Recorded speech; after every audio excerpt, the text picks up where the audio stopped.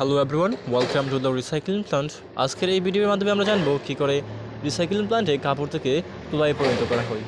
এই প্রসেসিং এটা একটা ব্যয়বহুল একটা প্রসেসিং। এই প্রসেসিংয়ের প্রথম পর্যায়ে আপনারা দেখতে পাচ্ছেন ব্যানে করে গার্মেন্টসের জুট আনা হয় এবং ভিতরে রাখা হয়। তার জন্য অনেকগুলো প্রসেসিং অনুসরণ করতে হয়। ভিতরে রেখে আমাদের অর্ডার অনুসারে মালগুলোকে প্রসেসিংয়ের আওতায় আনা হয়।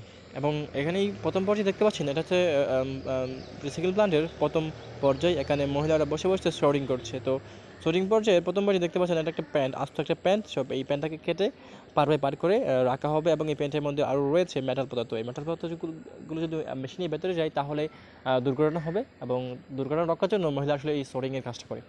এখানে আপনারা দেখতে পাচ্ছেন খুব সুন্দর করে এরা সর্টিং করছে।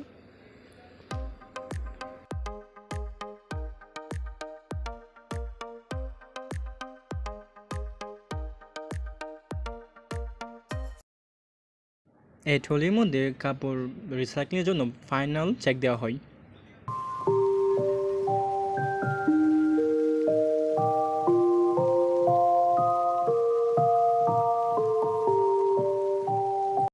দ্বিতীয় ধাপে বাছাইকৃত মালগুলো মিক্সিং এরিয়ায় এনে রাখা হয়। এইখান থেকে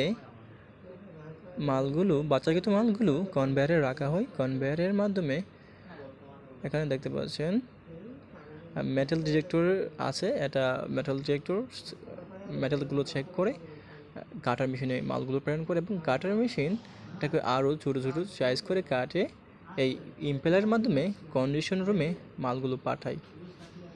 এখানে বি ও এ নামে দুইটা কন্ডিশন রুম রয়েছে। এই কন্ডিশন রুম থেকে মালগুলো এই হপারে পাঠানো হয় হোস পাইপের মাধ্যমে এবং এখানে পাঠাতে এই ইম্পেলারটা কাজ করে। এটা হচ্ছে হপার। এই হপার থেকে মালগুলো মার্গাসাই নিচে পাঠানো হয়। মার্গাসাই 6 ধাপে মালগুলো প্রসেসিংয়ের মাধ্যমে কাপড় থেকে তুলায় পরিণত হয়।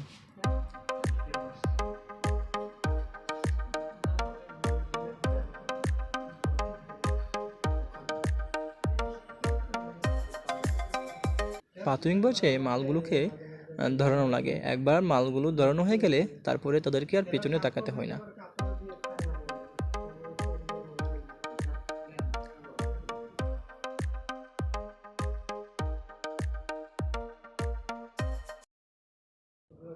আয় হায় কত সুন্দর করে ব্ল্যাক স্নো পড়ছে।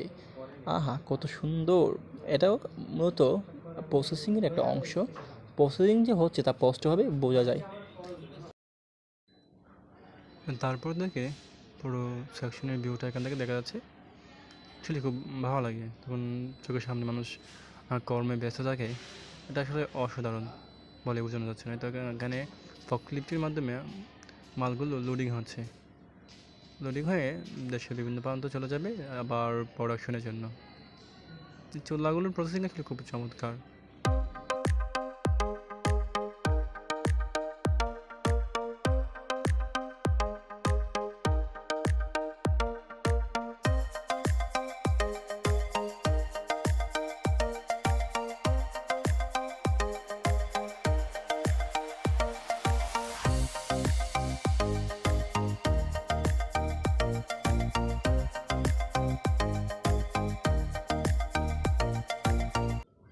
মার্গাসাই কাপড় থেকে তুলা প্রসেসিং শেষে তুলোগুলো কনভেয়ারের মাধ্যমে এই বেল পেস্টে এসে জমা হয়।